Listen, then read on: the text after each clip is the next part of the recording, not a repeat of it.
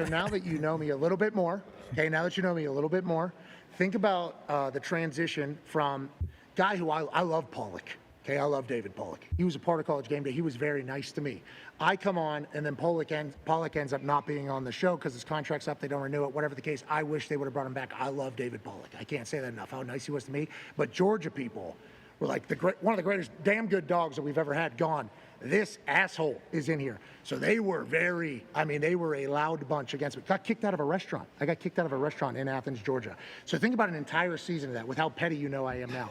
Think about that. Think about that happening in their yard. It was like guaranteed. Now you going out and getting a win for me? Coach, cement it.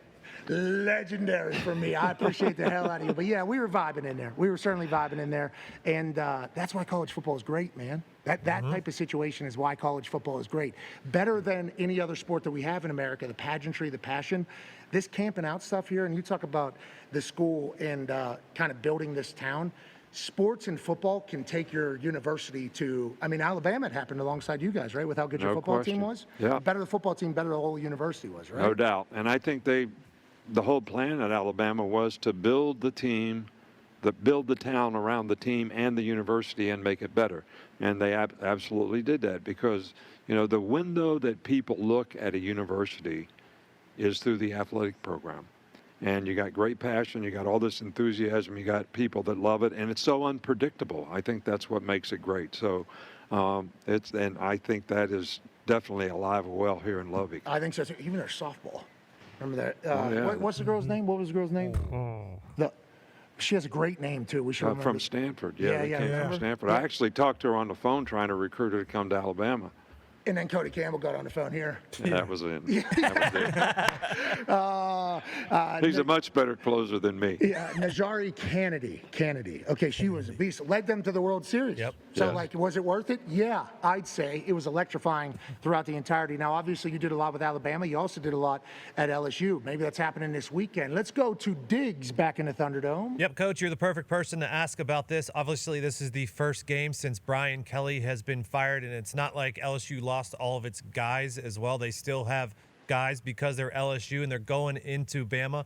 When you're coaching against a team like this that just fired their coach, they have nothing to lose. Is this a scary situation for the Bama side of this, of all things? Well, I think that it's a very scary situation because it's very unknown to them. How is LSU's team going to react to this? And what changes are they going to make? The players have nothing to lose, as you said. So are they going to play free and easy and just go out and, try to play the best football they can? And they probably feel a little disrespected. I'm talking about LSU relative to where they are, their season, how it's gone, their coach getting fired. So it'll be interesting to see how they respond. So this is not a game that Alabama cannot go out and play their best game of the year because, for Alabama, to me, LSU has a great secondary. Alabama's dependent on the forward pass quite a bit this year with the receivers they have and the quarterback. And their inability to create a consistency in the running game, makes this a pretty good matchup for LSU versus their defense versus Alabama's offense. So it's going to be a really interesting game to see how LSU's team responds. Okay, let's talk about a team that might have a little bit more free or maybe a little bit more to prove, like this LSU team, because new head coach and everything like that, interim head coach. You got to put them away early, right? Is that the big thing that you're putting? Like, hey, if this lingers, they're all of a sudden staying in it. That's an empowering thing for the other team potentially. Yeah, I would assume that when you play in a game like this, if I were the coach, I would tell our guys that we're going to have to play through the initial great enthusiasm that they're going to come out with to try to prove something, and you're going to have to change the way they think, and you need to do that by getting off to a great start and not let them stay in the game, because if they can stay in the game and think they have a chance to win, you're creating a monster. You've had a lot of coaches coach for you, and there's a lot of you in a lot of your coaches. Lane Kiffin obviously has learned a lot about and from you. He does it in his own way. Ty has a question about their weekend. Yeah, Coach, Ole Miss has the Citadel this weekend. From your experience, how difficult is it when you're in the teeth of the SEC schedule and then this late in the season you play a non-conference team who, human nature would say that a lot of the guys are probably thinking, hey, if we show up, we're going to beat the shit out of these guys. How difficult is that? kind of just the preparation of that going into a week like this when obviously if you don't show up and you somehow get beat, that's catastrophic for what you're trying to do the rest of the year here? Well, ironically, we played the Citadel in a similar situation, I don't know, maybe the 10th or 11th game of the year just a few years ago. And if you look at the book, we were behind at halftime. And I think we might have been number 1 in the country at the time. All right, so firsthand, I'm telling you, it is really, really difficult to get your players to play when they've been playing SEC games that are so important. You're trying to get in the playoffs.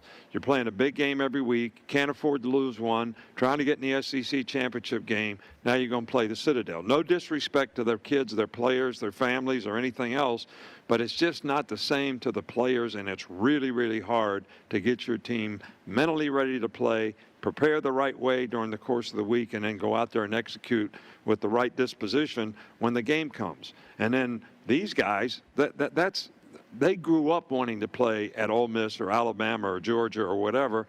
Now they're getting an opportunity to play in that stadium. I'm telling you, man, it's their biggest game of their life, and probably not that big a game for your players, and that's a tough psychological thing to overcome. Yeah, Winnidad, we hope, will just continue to be who we thought he was. Ferris State, absolute stud, has gone into Ole Miss, and now he seemingly just gets better and better every single week.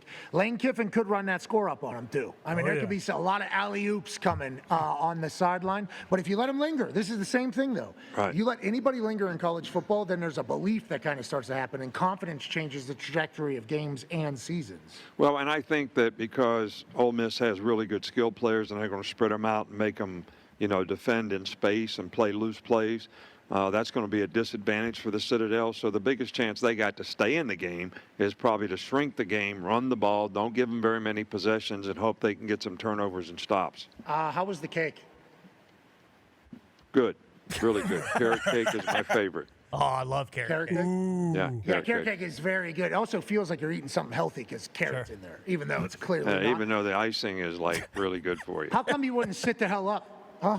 Why wouldn't you sit the hell up? There's a celebration going on. You're just there snoozing. You got your America's Best to your right, 2 blankets on top of you there, living the good life.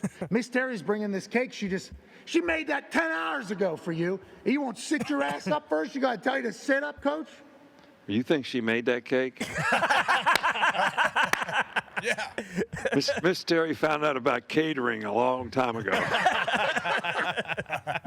But she is a hell of a cook when she cooks. That was a beautiful moment, showcasing your guys' relationship. Genuinely, that was a beautiful thing, man. How old again? 74. Have we hit it yet? I'm trying to get more shots, but these damn guys I play with are really difficult. You're the man. Thank you so much for being so nice to us and kind to us.